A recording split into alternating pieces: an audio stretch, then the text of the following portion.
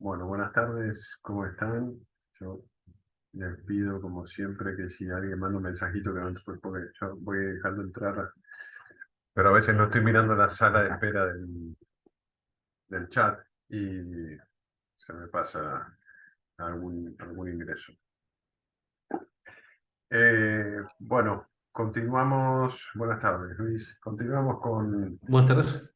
entonces con esta unidad número 2, que tiene que ver con procesos de regulación estatal. Nosotros comenzamos a trabajar la, la clase anterior, yo no sé si ustedes recuerdan, en la primera clase de la unidad número 2, ¿sí? Los desafíos contemporáneos de la economía eh, desregulada.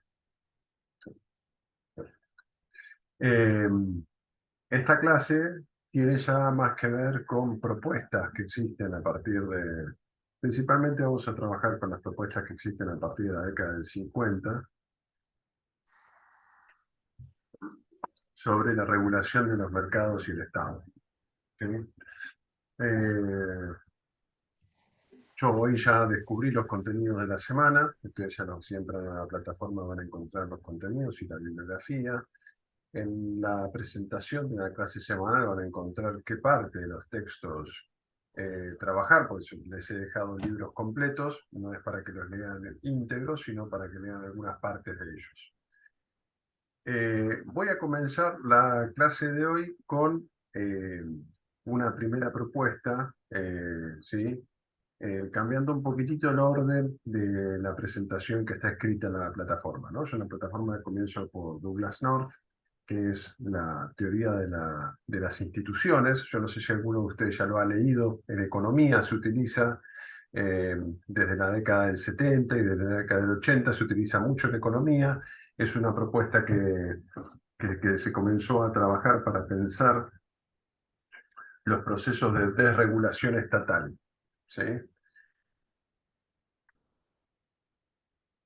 Les decía, voy a cambiar un poquitito el orden de la presentación y vamos a empezar por Hernández. René Hernández, que tiene un trabajo que se llama Estado y Desarrollo, que yo se los he dejado, está marcado en el libro. El libro es el de Bárcena y Prado, del 2015, que es una compilación que hace la CEPAL sobre cuestiones de neoestructuralismo en América Latina y desarrollo. Eh, el texto de Hernández me parece como un texto integrador, bastante ordenado, que les presenta a ustedes el debate respecto del Estado y el desarrollo en América Latina. ¿Por qué el Estado y el desarrollo en América Latina? ¿Por qué vamos a comenzar a trabajar esta cuestión? Como yo les decía, y en el texto de Hernández está claramente, hay un principio de cuestionamiento en el siglo XX. Discúlpenme un segundito.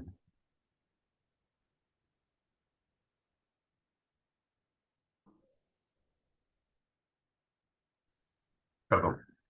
Les decía, a partir del siglo XX hay un proceso de cuestionamiento profundo de la capacidad del mercado como mecanismo eficiente de asignación de recursos, ¿sí? Y esto, como dice Hernández en su texto, se hace patente en tres momentos, en particular en América Latina, ¿sí? En tres momentos, que son con la crisis de 1930, que nosotros comenzamos a explorar la última clase, con la crisis de la deuda externa en América Latina en la década del 80, y finalmente, eh, mucho más cercano, con la crisis del 2008. Las tres crisis que acabo de señalar son tres crisis en las cuales se pone de manifiesto que no siempre la asignación de recursos por parte del mercado es efectivo y eficiente, ¿sí? Entonces, comienza a tener un rol, ¿sí?, los mecanismos de asignación y de regulación por parte del Estado. ¿En qué punto esta problemática se toca con la temática de la materia, ¿sí?, de intereses estratégicos? Que, como vimos al principio, ¿sí?, en la definición de cuáles son los intereses estratégicos, sistemáticamente hay una dimensión, ¿sí?, en la cual interviene la necesidad por parte de las agencias estatales de regular ciertos sectores que son considerados estratégicos para los países, ¿sí? Si yo no tuviera esos sectores definidos como estratégicos, tal vez la capacidad o la necesidad, para ponerlo en otros términos, de regulación por parte del Estado no sería tal. Acto seguido, René Hernández introduce un punto sobre el cual a mí me interesa mucho trabajar. Yo, quien ha cursado la materia de política, lo hemos discutido en clase, que es esta idea de que existe un falso dilema entre Estado o mercado. ¿Sí? Ustedes recordarán que yo les presenté en la clase una lectura eh, más contemporánea de Weber, en la cual lo que dice Weber es que Estado y mercado son dos formas, dos racionalidades del desarrollo histórico, ¿sí? Y acá lo que dice el autor es que existe en la teoría de las ciencias sociales, en la producción científica de las ciencias sociales, un falso dilema respecto de si es el Estado o es el mercado el que tiene que ordenar la economía. Y lo que dice el autor, siguiendo ya a la teoría institucionalista que nosotros vamos a comenzar a explorar hoy, es que en todo caso lo que es interesante discernir es es la, el papel que tiene el Estado en el mercado, ¿sí? Y esto también nos interesa trabajarlo en el marco de la materia para poder comprender un punto que me parece que es central, que tiene que ver con la capacidad que tienen las agencias estatales de regular, ¿sí? Voy a insistir muchísimo hoy sobre esta cuestión, en toda la unidad número 2, porque es lo que nos va a permitir abordar la política legislativa respecto de los intereses estratégicos. Entonces, como decía recién, ¿no? Vamos a tratar de trabajar, o en todo caso la propuesta que yo les hago es que el dilema entre Estado y mercado es un falso dilema, ¿sí? Que no es o el Estado o el mercado, ¿sí? Sino que tiene que haber una inteligente propuesta de intervención por parte del Estado, ¿sí? En regular ciertos aspectos del mercado que pueden ser lesivos, ¿sí? Para los intereses nacionales o para los intereses estratégicos, en el marco de lo que nosotros acá estamos estudiando, o en otras situaciones, en contextos en los cuales, ¿sí? Vamos, y esto sí es la propuesta de René Hernández, es ver de qué manera la regulación estatal, ¿sí? O la intervención del Estado en el mercado permite asegurar procesos de desarrollo, ¿sí? Esto es propio de la teoría eh, estructuralista latinoamericana, de la teoría de la CEPAL, para la cual el motor de o sea, la comprensión de las dinámicas sociales en América Latina está íntimamente ligada a la capacidad de desarrollo de las naciones latinoamericanas. ¿Sí? La cuestión, el quid pro quo de la historia, por lo menos del siglo XX y en el siglo XXI parece ser la misma temática, está ordenada en torno a la necesidad de asegurar el desarrollo nacional.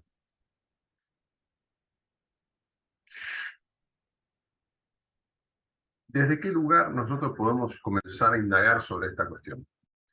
Vamos a comenzar a trabajar sobre la cuestión con la teoría de la regulación, ¿sí?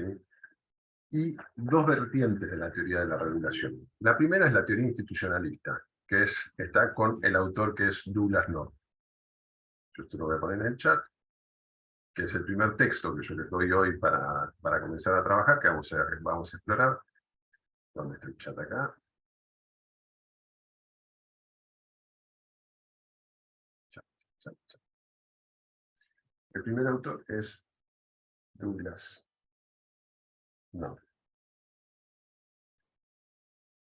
El autor, Douglas North, es un autor de corte liberal, norteamericano, que comienza su producción científica a partir de la década de los 70. ¿Cuál es la pregunta principal que se hace Douglas North y sobre la cual estructura su producción de conocimiento?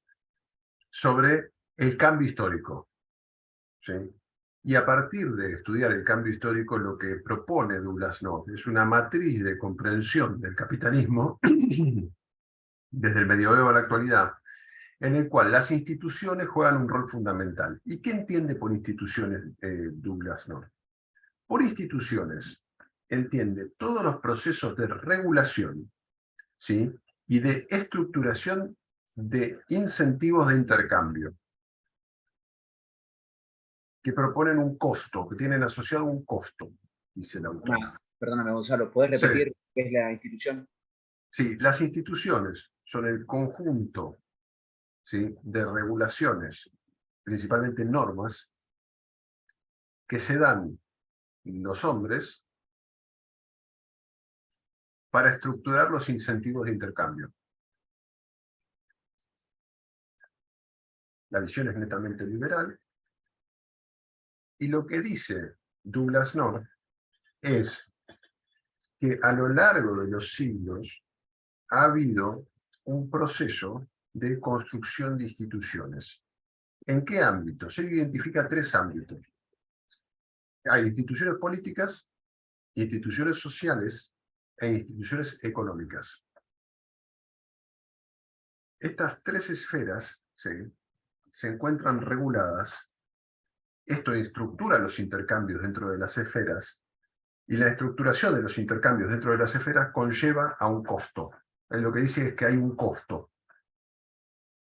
Y lo que él estudia a partir de la década del 70 es los procesos de cambio institucional, en todo caso en los que él está interesado, es aquellos procesos que producen un cambio institucional que mejoran la eficiencia del intercambio. ¿Se entiende?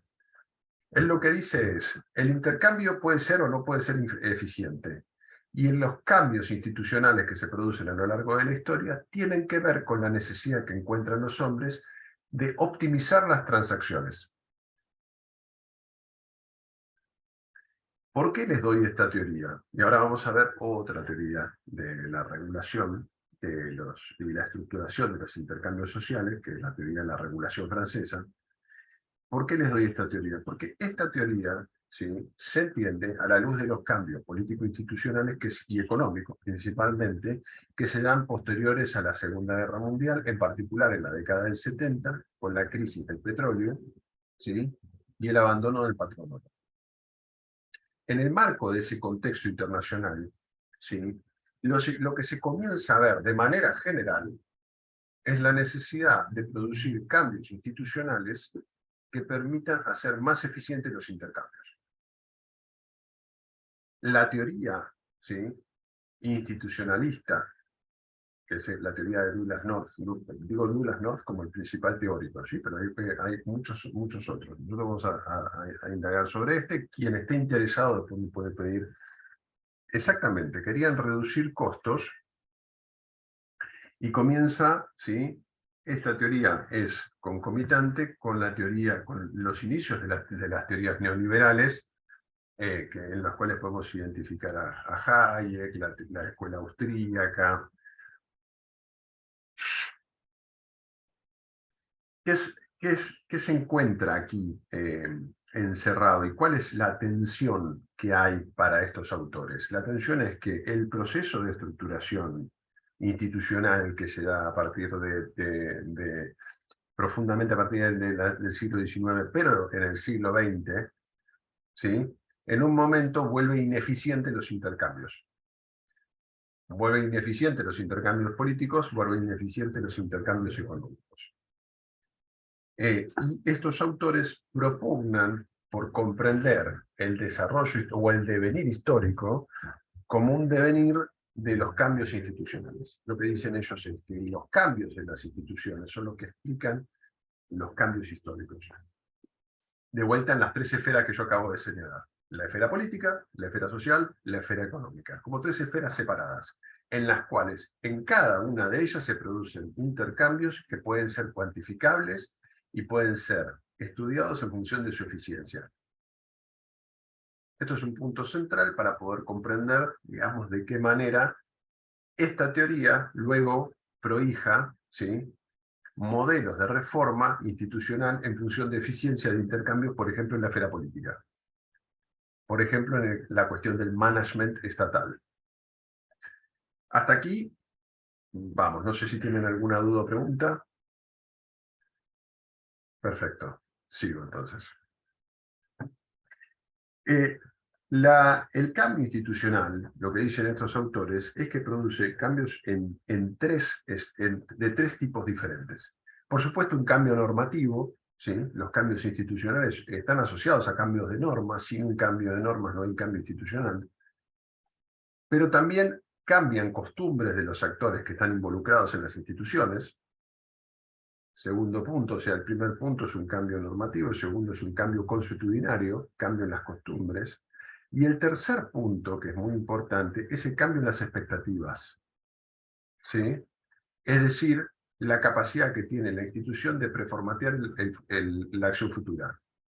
Las expectativas de los actores se cambian en función del cambio institucional. O sea, el cambio institucional no solamente cambia la norma, sino cambia la forma en la cual los actores involucrados en la institución perciben los cambios futuros.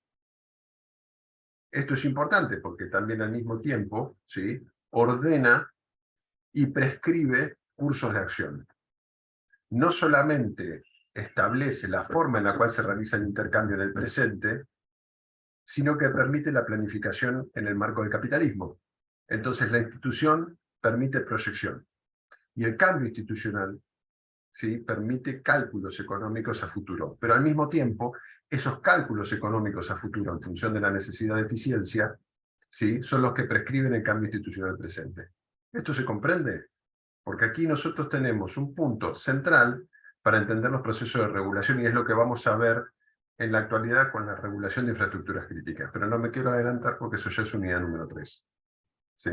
Pero en este punto es importante, y yo diría incluso imperativo, que ustedes comprendan que los actores están pensando las instituciones que hoy regulan sus acciones en función de un curso de acción futuro marcado por la obtención de un beneficio.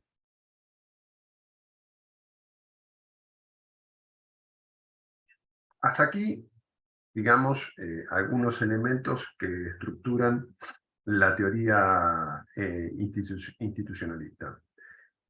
¿Cuál es el punto que nosotros podemos identificar desde una perspectiva, insisto sobre esto, desde una perspectiva que es liberal, ¿no? O sea, digo, la propuesta teórica está anclada en una lectura liberal del intercambio, ¿sí?, en una lectura liberal del modo de funcionamiento del capitalismo. Y la tensión para el autor o para esta escuela, ¿sí?, está puesto en que en una mayor cantidad de regulación, en un crecimiento de la normativa y la regulación, hay implícito un costo institucional. ¿Sí? A mayor regulación de las esferas políticas, sociales o económicas, hay un costo transaccional y un costo institucional que le está asociado. Esto es fundamental. ¿Por qué? Porque los actores van a realizar sus estrategias de cambio institucional en función del costo, ¿sí?, y cuando este costo se vuelva para ellos eficiente o no eficiente.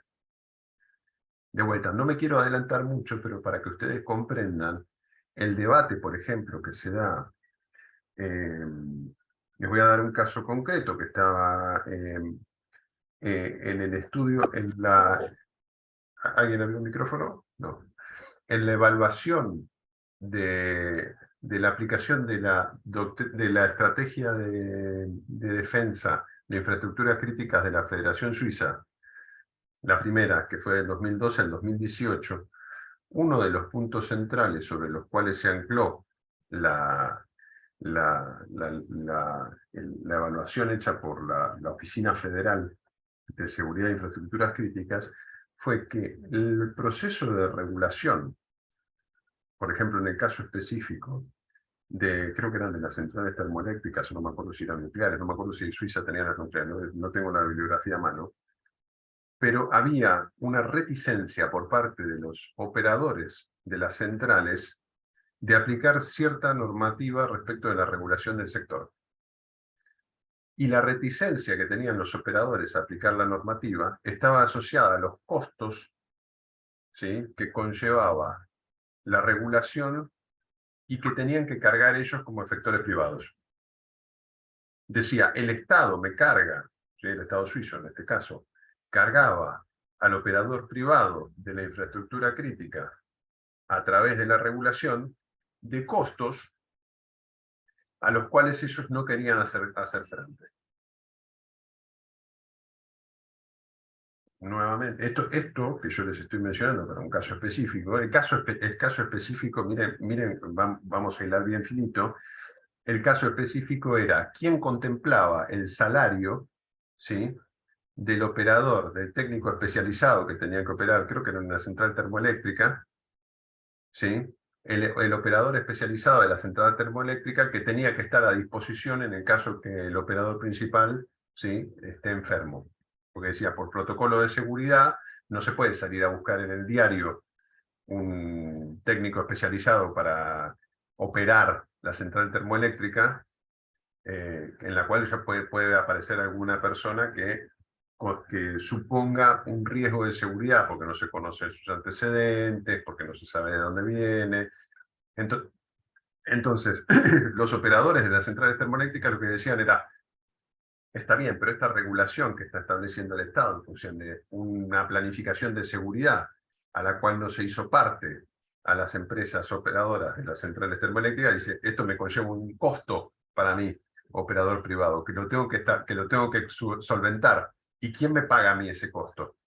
O sea, ¿quién me paga el salario extra de la persona que tiene que estar sentada en su casa esperando que la otra persona, digamos, que el operador titular se enferme? ¿Se entiende esto? Digo, y esto es una cuestión que ustedes comprenderán, es muy chiquitita, pero que guarda íntima relación con lo que yo estoy diciendo acá, digamos.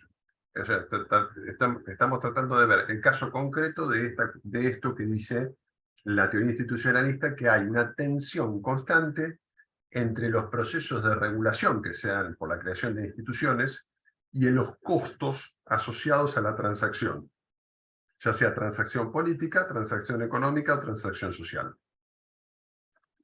Esta tensión es permanente y la oposición que se da a los procesos de institucionalización está dado por los actores que detentan poder, ¿sí?, y que no quieren afrontar ese costo, porque en última ratio, la pregunta que se hacen todos los actores es ¿quién solventa el costo asociado a la institución? Cuando yo regulo y genero institucionalidad, ¿quién solventa ese costo? Ya en la unidad número 3 vamos a ver que hay algunas formas, o se establecen en otros países algunos mecanismos por los cuales digamos, se dice quién tiene que solventar el costo. A través de planificaciones conjuntas, a través de una planificación participativa, a través de la publicidad de ciertos mecanismos de evaluación de riesgo, ¿sí?, que son los que pueden ordenar la forma en la cual actores privados y públicos establecen un cronograma de seguridad, ¿sí?, y de regulación de ciertos sectores de la economía nacional. Decía, esta cuestión que tiene que ver con el costo institucional y los procesos de regulación que establecen las instituciones, digamos, desde la teoría de North, está orientada desde un punto de vista liberal a producir la mínima regulación, digamos, o sea, la propuesta teórica es producir la mínima regulación para garantizar la eficiencia y los beneficios. Esta es una propuesta. La segunda propuesta que yo les alcanzo en esta clase de hoy es la propuesta de la teoría de la regulación, que es una escuela francesa que ha tenido bastante repercusión en América Latina, en particular a través de la CEPAL, ¿sí?, que ha trabajado mucho con la Escuela de la Regulación Francesa, y en nuestro país, en particular en la República Argentina, la persona que más tradujo textos y ha trabajado en conjunto con ellos es Julio César Neffa, que yo no sé si aún sigue vivo, se encargaba de planificación económica y de regulación del mercado de trabajo en el CONICET, y era investigador en Francia. La escuela de la regulación, ¿qué es lo que dice? La escuela de la regulación lo que dice es lo siguiente. Es el proceso de regulación estatal que se inicia a partir de la década del 30 con el estado de bienestar, con la crisis la crisis económica de la década del 30 y la Gran Depresión, cambia ciertas estructuras estatales. Ahora, el proceso de regulación estatal, tal como lo conocemos hoy en día, es aquel que nace posterior a la Segunda Guerra Mundial. ¿Sí?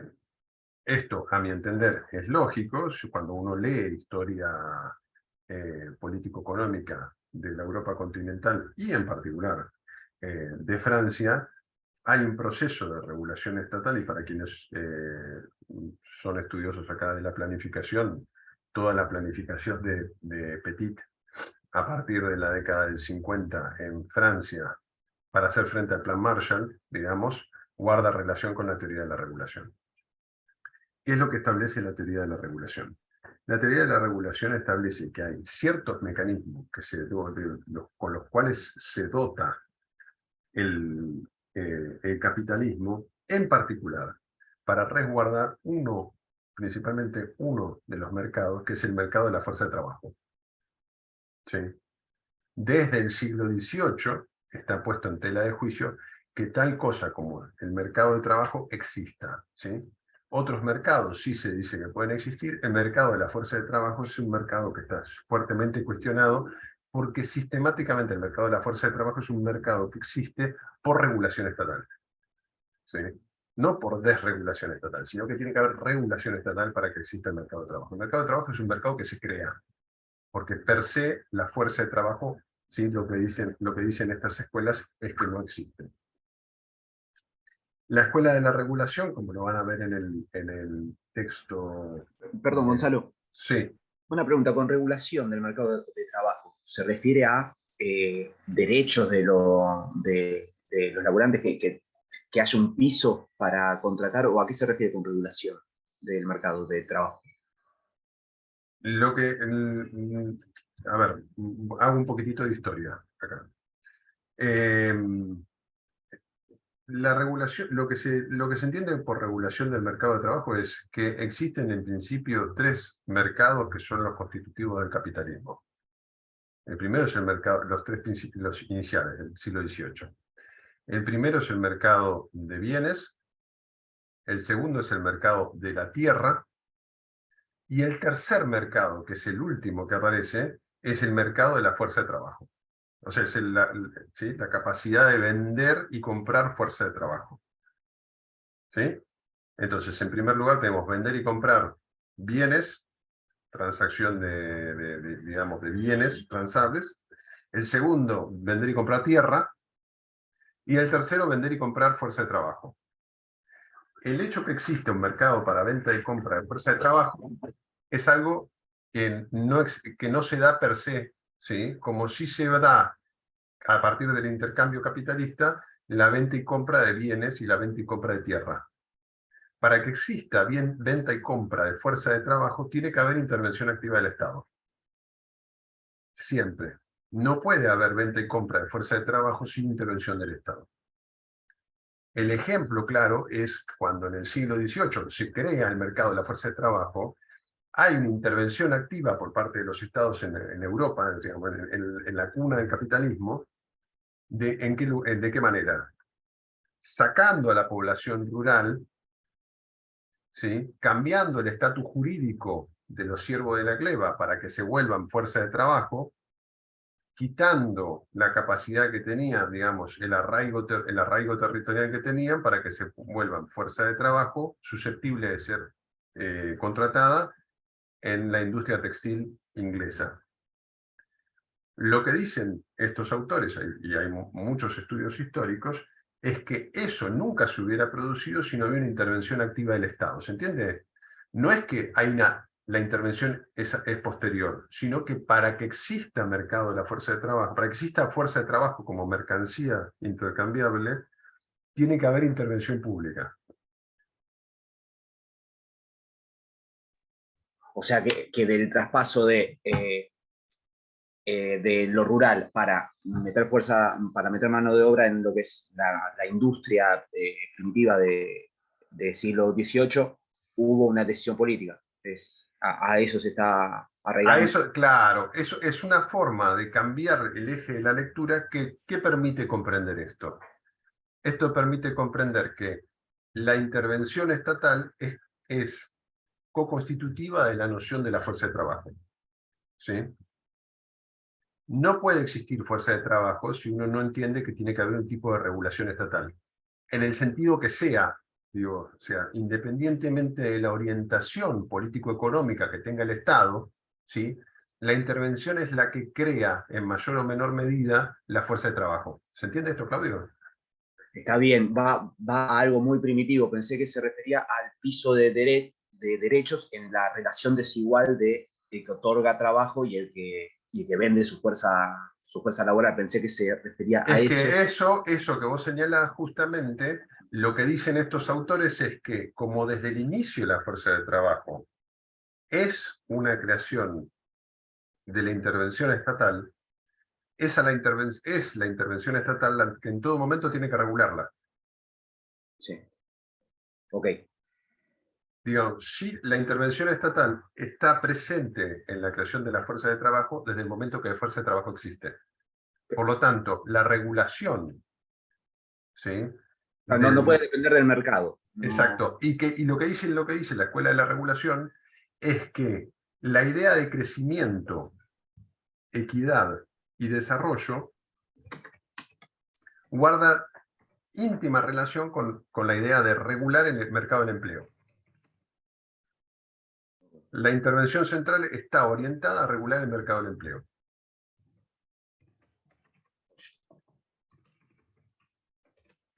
pues ya, gracias.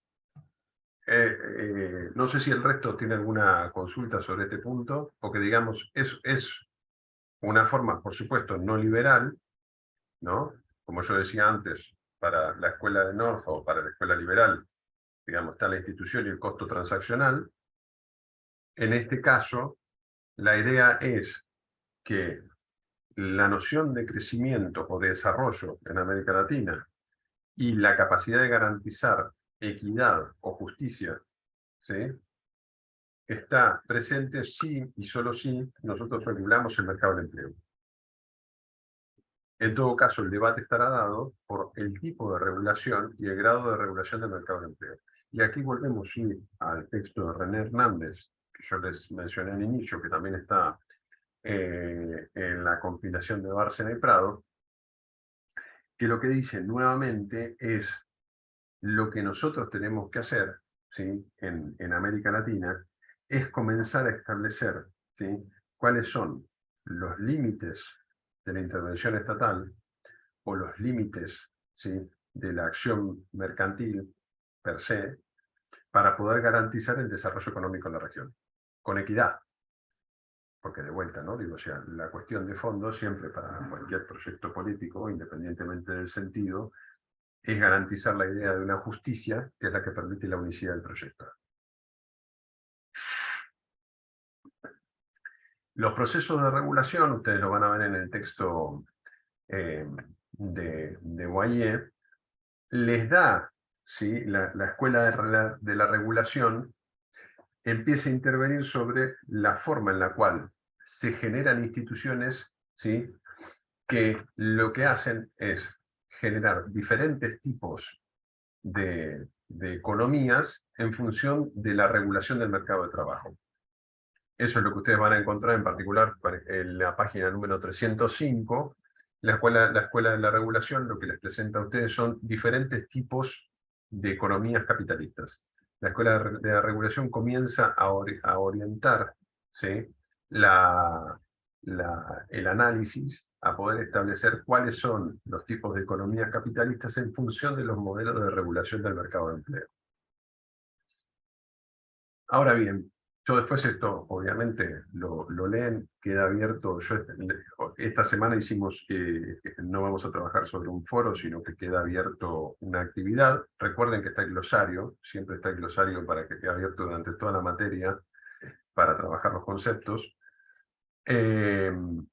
¿Cuál es el punto aquí sobre el cual yo les voy a, los invito a comenzar a trabajar?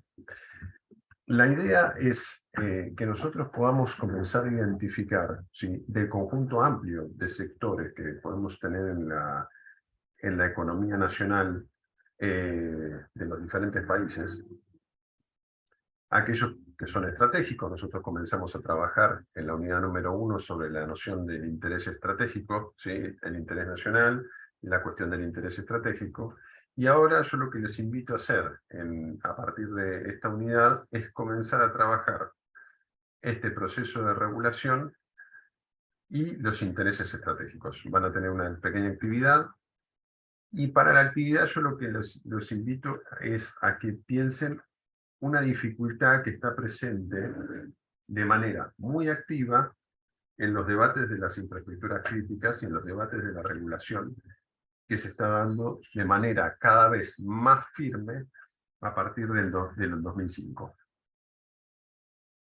¿Cuál es el punto que a mí me parece que ustedes no deben perder de vista y sobre el cual me interesa que trabajemos? En el texto de Boyer, ustedes van a encontrar, a partir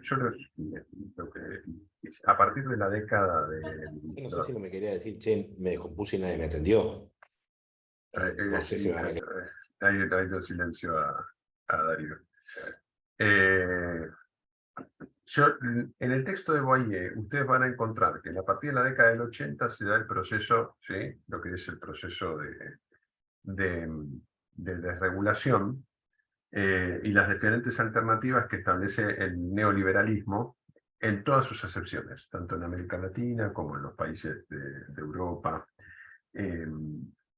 Y en un punto, nosotros, sí, a partir de la década del 90, comenzamos a tener, esto de vuelta lo vamos a ver en la unidad número 3, pero comenzamos a tener una preocupación por parte del Estado sobre la necesidad de regular ciertos aspectos que son considerados estratégicos.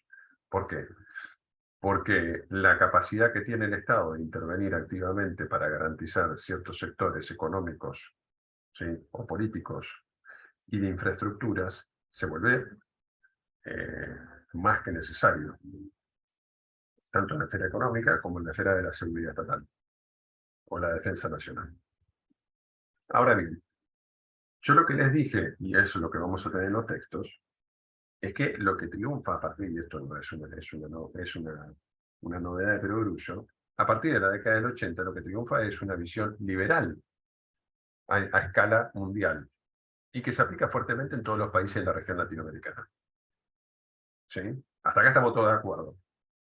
Esto creo que en todo el mundo nadie me dirá, no, hay una visión heterodoxa a partir de la década del 80. No, lo que interviene fuertemente a partir de la década del 80 y con la crisis de la deuda, sin lugar a duda, en toda la región, es una matriz económica liberal.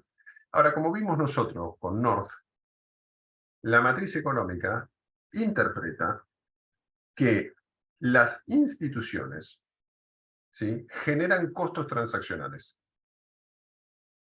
Por lo tanto, la capacidad que tiene el Estado de generar nuevas instituciones tiene que ser reducida al mínimo para garantizar la eficiencia económica. ¿Esto se entiende? Porque esto es muy importante. Esto es como el principal punto sobre el cual se genera una tensión entre la intervención estatal y quien regula los sectores estratégicos.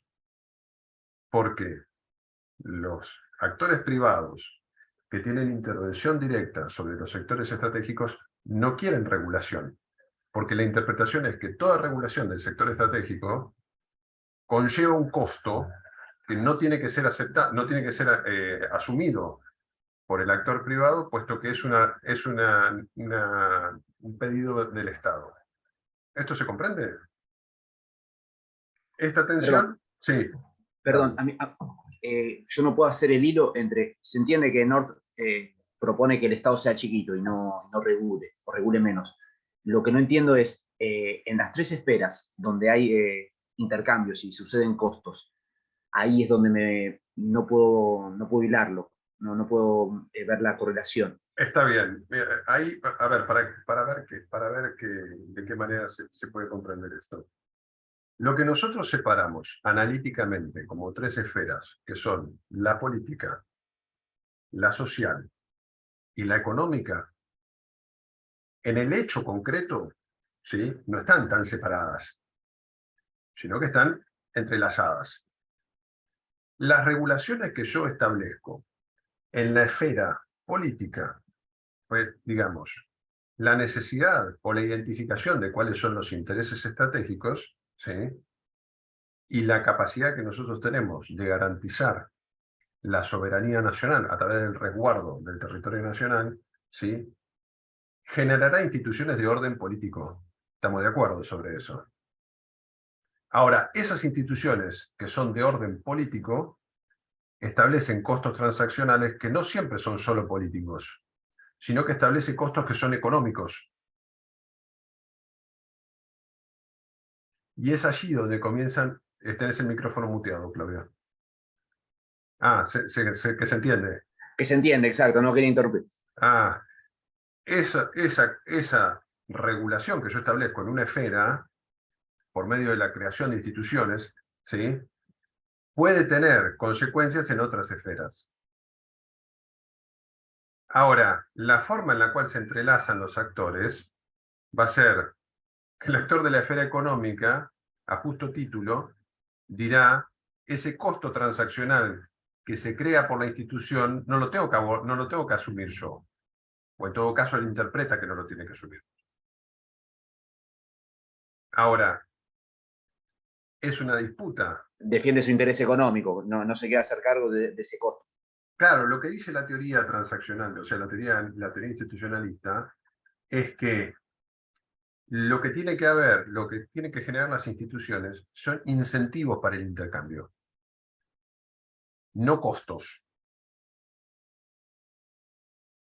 La forma en la cual, sí, exactamente lo que dice Darío, digo, o sea, el debate contemporáneo, esto lo vamos a ver en la unidad número 3, el debate contemporáneo tiende en todos los países, y principalmente nosotros vamos a ver un poco de la doctrina de los países de la OTAN, tiende a identificar que los efectores privados de las infraestructuras críticas deben asumir un costo. ¿Por qué? Porque se establece que la seguridad es la que garantiza el ejercicio, o digamos, la toma de ganancia. La seguridad comienza a ser, digamos, también un elemento sobre el cual se puede cuantificar. Pero no nos adelantemos, volvemos un poco para atrás. Sobre este punto, lo que decía es, para la teoría liberal, ¿sí?, para la teoría institucionalista, la institución estructura incentivos de intercambio. Lo que yo tengo que estructurar son incentivos de intercambio. ¿Por qué? Porque garantiza, ¿sí?, le da certitud, le da certeza a los intercambios económicos, y eso genera incentivos para que todos adopten la institución, ¿no? Yo establezco un contrato, por ejemplo, digo, o sea, la figura básica de la institución de intercambio es el contrato, en el cual yo le doy certeza a ambas partes que tienen un contrato de cómo se va a desarrollar el intercambio. Entonces ambas partes dicen: sí, yo acepto el contrato, porque el contrato me dice cuáles son mis derechos, cuáles son mis obligaciones, y te dice de la contraparte cuáles son sus derechos y cuáles son sus obligaciones. Ambos tienen incentivos para el intercambio. Esto es como la figura básica del institucionalismo. Lo que dicen los institucionalistas es, cuando yo genero instituciones, digamos, en demasía, entre comillas, comienzo a generar un costo institucional, por el cual no hay incentivos para el intercambio, sino que la proliferación de instituciones o la regulación estatal, lo que ya me genera son costos que desincentivan el intercambio. Ahora bien, esto, ¿sí?, lo que tiende a hacer es a proponer dos cosas. Propone que se desregularice la economía, pero al mismo tiempo, y esta es como la novedad respecto de las otras teorías liberales, reconoce que es necesario un grado de regulación, ¿sí? Reconoce que la institución es necesaria, no lo llama regulación, sino que dice que es institución, y reconoce que es necesaria porque tiene que garantizar el incentivo de intercambio.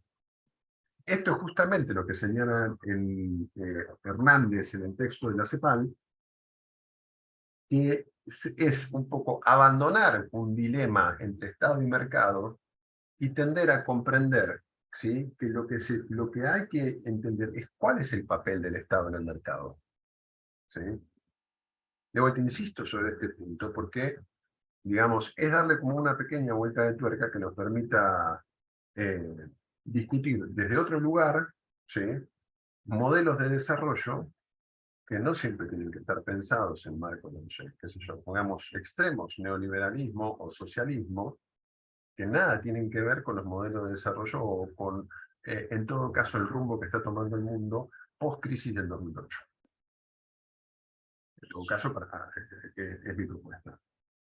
Lo que verán, entonces, y por eso me parece interesante el texto de Guayé, que le separé en el compilado de la CEPAL, es que a partir de la década del 80, lo que triunfa es una matriz liberal para pensar el Estado y las instituciones estatales.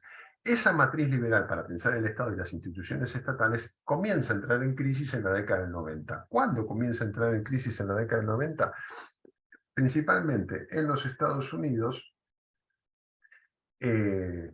luego de los atentados que se dan en Oklahoma City y el otro, ay, disculpe, hoy estoy un poco cansado, bueno, lo vamos a ver también en la unidad número 3, en los cuales, a partir de los cuales el gobierno de los Estados Unidos, a través del Homeland Security Agency, pero también a partir de una comisión que se crea ad hoc en presidencia de los Estados Unidos, comienza a pensar cuáles son los mecanismos de regulación necesarios para garantizar la seguridad estatal. Y cuando comienza a pensar los mecanismos de seguridad necesarios para garantizar la seguridad estatal, empieza a entrar en conflicto con una economía desregulada. Esto se ve claramente en los Estados Unidos en el apagón que se produce en el año 2001 en el estado de California. Para quien no lo sepa, en el estado de California, el sector energético estaba completamente desregulado, pero completamente desregulado, ¿sí? Y en el año 2001 se produce un apagón que deja sin luz al estado de California. Estamos hablando, el estado de California tiene el tamaño en población de la República Argentina, 40 millones de habitantes. Este cambio, ¿sí?, es un cambio, este evento es muy importante porque amplía la noción de infraestructuras críticas y amplía la noción de la regulación para la seguridad estatal. La noción de regulación para la seguridad estatal inicial de la década del 90 está íntimamente asociada a las cuestiones relacionadas con el terrorismo, ¿sí?, y la seguridad en términos políticos de garantizar la soberanía estatal. Pero hay un desplazamiento que no es cuantitativo, sino que ya es cualitativo a partir del año 2001 y que los autores identifican en el apagón de California, en el cual el Estado norteamericano, ¿sí?, entiende que tiene que comenzar a desarrollar un proceso de regulación sobre sectores que son estratégicos. ¿Para qué? Para garantizar el bienestar. ¿Sí? Hay un cambio de óptica que es muy importante y sobre eso nosotros vamos a comenzar a trabajar a partir de la unidad número 3.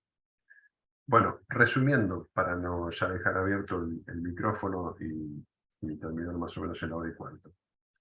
Entonces, nosotros vimos en esta unidad procesos de regulación y desregulación y el desafío que supone repensar las regulaciones para los sectores estratégicos, ¿sí?, en este fino equilibrio que nosotros tenemos que comenzar a discernir, o en todo caso yo los invito, y va a ser la propuesta de ustedes en el trabajo final de la materia, de papeles de intervención concretos del Estado en ámbitos del mercado. ¿Sí? ¿De qué manera interviene concretamente el Estado en ciertos ámbitos estatales, en ciertos ámbitos mercantiles? Esto a partir de entender cierto contexto que es propio de la región, que yo, como les decía, es, digamos, la dinámica regional en América Latina está íntimamente ligada al desarrollo, ¿sí?, no tanto a la política de seguridad nacional, por ejemplo, como es en el caso de los Estados Unidos, o de proyección de poder hegemónico, como es el caso también de Europa, sino que en principio tiene que estar ligada a la cuestión del desarrollo. Esto nos va a orientar de otra manera cuáles son los sectores estratégicos y cuál es el tipo de intervención estatal. Unidad número 3 y unidad número 4. Y también el papel de las diferentes agencias estatales, digamos, porque la orientación de la intervención estatal a través de sus agencias en los sectores estratégicos, cuando el norte es el desarrollo, será uno, y cuando la garantía es la seguridad nacional o la defensa nacional, será de otro tipo. ¿Se entiende? Digo, sí, acá tenemos una forma de pensar los instrumentos de intervención y las lógicas de intervención que son diferentes. Y obviamente el tipo de institución.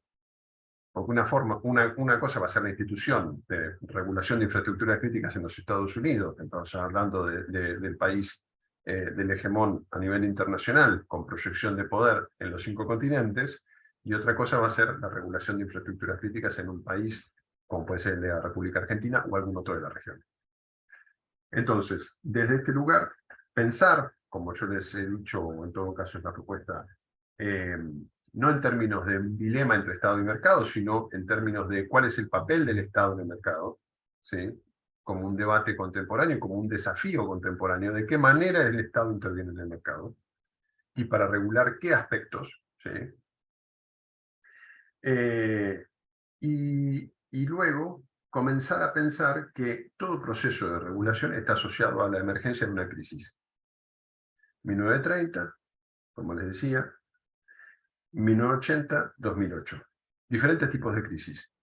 Una crisis muy grande, como la de 1930, una crisis específica de la región, como es la crisis de la década del 80 con la deuda, y una crisis financiera en el 2008. Cada uno de ellos conlleva un papel de intervención estatal diferente, posterior, necesario para la regulación, porque los procesos de crisis, en todo caso, señalan ineficiencias en el mercado. Así que, bueno, yo les dejo ahora el espacio a la actividad. Les repaso un poquitito la actividad antes de darles la palabra. Yo les dejé una actividad al principio de la unidad número 2.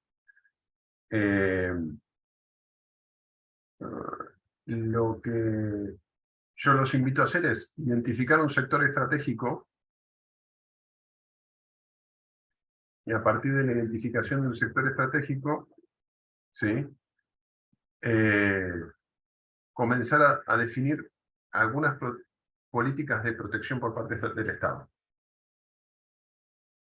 El año pasado y este año también creo que había surgido el tema de hidrocarburos. Bueno, pensar, si nosotros identificamos que el sector estratégico es hidrocarburos, yo lo que les propongo es hacer una clasificación, ¿sí? Sector energético, del sector energético hidrocarburos, de los hidrocarburos los no convencionales.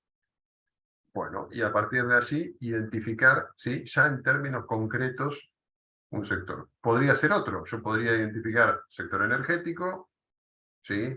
No sé, energía nuclear, las plantas nucleares, que también puede ser un sector susceptible de regulación estatal en términos de seguridad estratégica del Estado. Y luego, lo que yo les estoy pidiendo es que identifiquen las infraestructuras asociadas, ¿sí? Como yo les decía recién, si nosotros identificamos, digamos, no sé, qué sé yo, decimos la central de Atucha, digo, así una cosa muy grosera, ¿no? Y a partir de allí, ¿qué aspectos consideran ustedes que son susceptibles de regulación? Esto lo vamos a trabajar, ¿no? La idea es que hagan una entrega, la entrega no tiene que estar bien o mal, ¿sí? Digo, o sea, esto no va a ser corregido en términos de si está bien o está mal, ¿sí? La idea es que ustedes hagan una entrega, esto es un ejercicio para la entrega final. No va a ser corregido en términos de bien o mal, la idea es que ustedes hagan la entrega. Sí, aclaro esto porque la pregunta va a ser, ¿no? ¿Y cómo hago? ¿Y cuál es? ¿Está bien si señalo tal sector? Sí, siempre va a estar bien. En todo caso, lo que nosotros después veremos será de circunscribir, ¿sí? Porque acá de lo que se trata es hacer un pequeño árbol, ¿sí? A partir de la intervención de todos ustedes, comenzar a desarrollar analíticamente los árboles de sectores estratégicos, identificar luego dentro de los sectores, ¿sí? Una clasificación, ¿sí? Por ejemplo, todo el energético, nosotros sabemos que a priori pues, es considerado estratégico. ¿Por qué? Porque es necesario para el desarrollo nacional. Ahora, ¿qué parte del sector energético nosotros identificamos? Porque después va a intervenir, y en esto los que hacen planificación estimo que coincidirán conmigo, los recursos son finitos y la capacidad de poder resguardar la totalidad del sector energético es impensable en función de los recursos que tenemos. Entonces, vamos a tener que comenzar a achicar hasta saber cuál es el lugar que nosotros tenemos que proteger y de qué manera interviene la protección de una parte del sector, del sector energético que nosotros seleccionamos, ¿sí? Así que bueno, eso es un poco la propuesta. Y verán que tiene que ser corta, ¿sí? No más de 600 palabras. No tienen que poner... Yo insisto sobre un punto que se lo voy a decir, lo mismo que dije en la clase presencial. No copien y peguen de internet, porque después yo lo veo, me doy cuenta, y mi computadora me lo dice. Entonces, yo lo que les pido es que ustedes redacten, tómense el tiempo de redactar, es cortito, es una carilla, ¿sí? Es, a partir de la bibliografía ustedes pueden ya ir a darse una idea, a partir del ejercicio profesional de ustedes mucho más, ¿sí? Y nada, espero sus entregas, hay una semana, hay tiempo. Bueno, ahora queda abierto el micrófono para cualquier duda o consulta que tenga.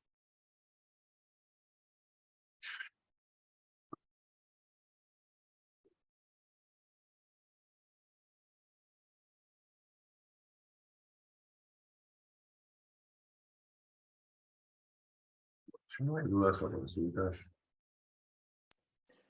Olá, professor.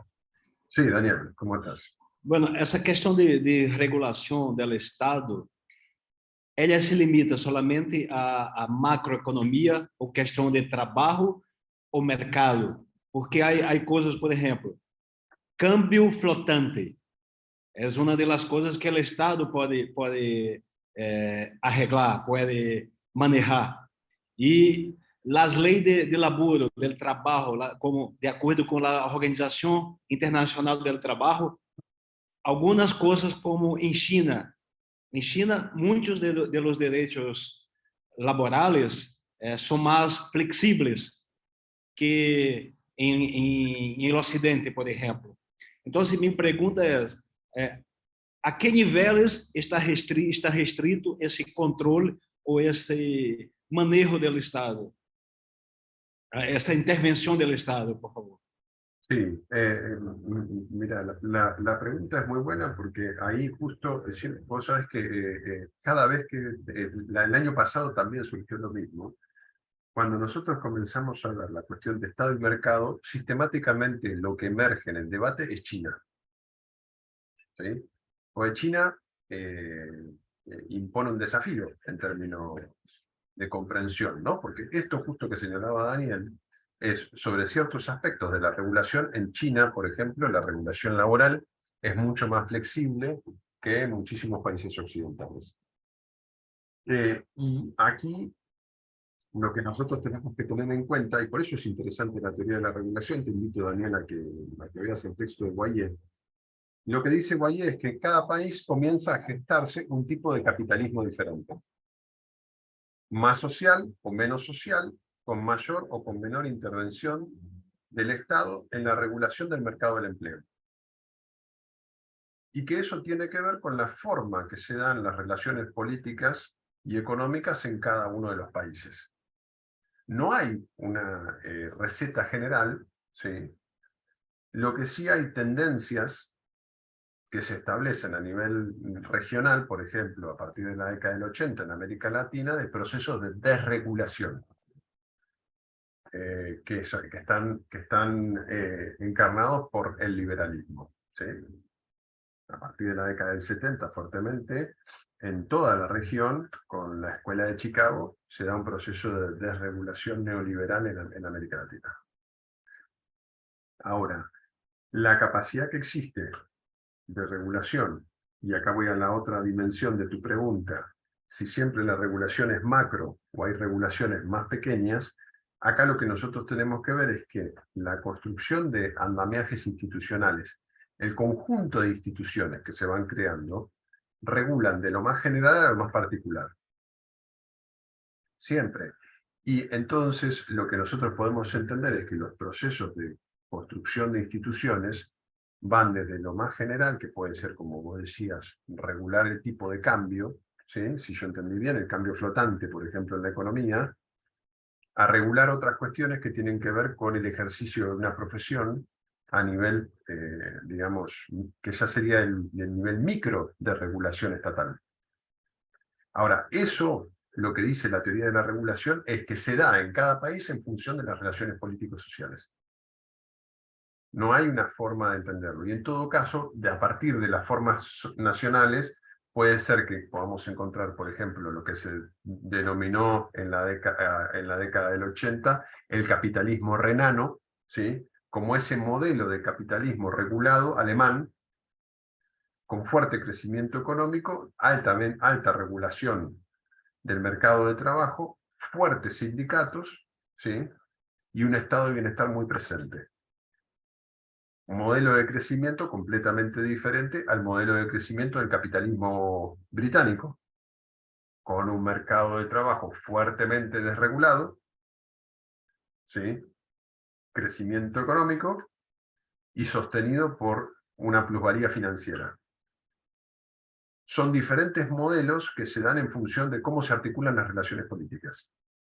Obviamente está el capitalismo japonés, también que uno lo puede entender a partir de la implementación del toyotismo, de otro tipo de relaciones de trabajo, porque en el fondo lo que la Escuela de la Regulación dice es que comienza, la forma en la cual se regula el mercado de trabajo, comienza a performatear el conjunto de las relaciones sociales.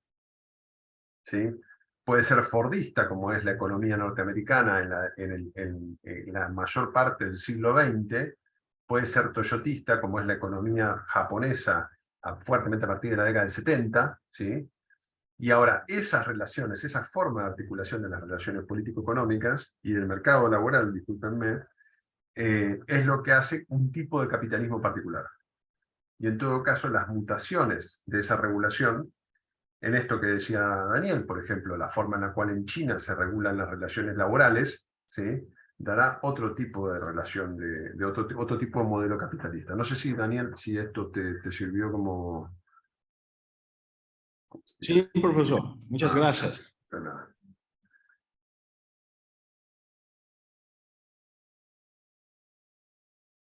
Esto que preguntaba Daniel es muy interesante porque también permite poder comprender diferentes tipos de desarrollo nacional, ¿sí? O sea, digamos, toda la cuestión siempre está orientada en la Escuela de la Regulación a entender de qué manera el mercado laboral se estructura y de qué manera, ¿sí? Se intervienen instituciones de regulación del mercado laboral y cómo eso se regula en cada país de manera diferente. Los modelos entonces capitalistas divergen, ¿sí? Como lo que decíamos recién, ¿no? El modelo alemán de capitalismo, el modelo británico de capitalismo, el modelo norteamericano de capitalismo, el modelo japonés de capitalismo, y bueno, el modelo chino de capitalismo, ¿no? Digo, o sea, porque también ahora comienza a pensarse de otra manera, ¿sí? El modelo de desarrollo chino. Entonces, estos diferentes modelos de desarrollo, por eso a mí me parece interesante trabajar a partir de la Escuela de la Regulación, porque insisto sobre lo que nosotros vamos a comenzar a trabajar en la unidad número 3 y la unidad número 4, tiene que ver con de qué manera podemos comenzar a pensar instituciones de regulación sobre un punto específico que hace a la defensa nacional, ¿sí? Que son los sectores estratégicos. Nosotros tenemos que comenzar a pensar de manera mucho más chiquitita, ¿sí? Cuáles son los mecanismos de regulación que se dan a partir de la bibliografía. Estos son ejemplos, ¿sí? Que nos pueden dar a comprender, primero, que la regulación existe; segundo, que los diferentes tipos de regulación tienen que ver con las relaciones políticos-sociales en cada uno de los países; y tercero, que no todos los actores van a ser proclives a establecer algún tipo de regulación sobre los sectores estratégicos. y que la regulación de los sectores estratégicos puede tener, digamos, generar resistencias, no solamente en actores externos que pueden querer que no esté regulado un sector estratégico dentro de un país, sino por actores internos que pueden querer que no se regule, ¿sí?, un sector estratégico porque entienden que la regulación del sector estratégico conlleva un costo que no quieren asumir. Entonces, estas son algunas particularidades sobre las cuales nosotros tenemos que comenzar a trabajar para la unidad número 3 y la unidad número 4.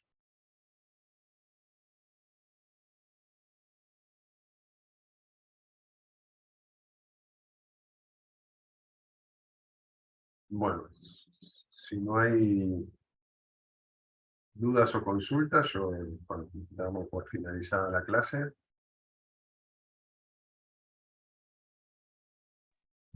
Por mi parte no hay dudas.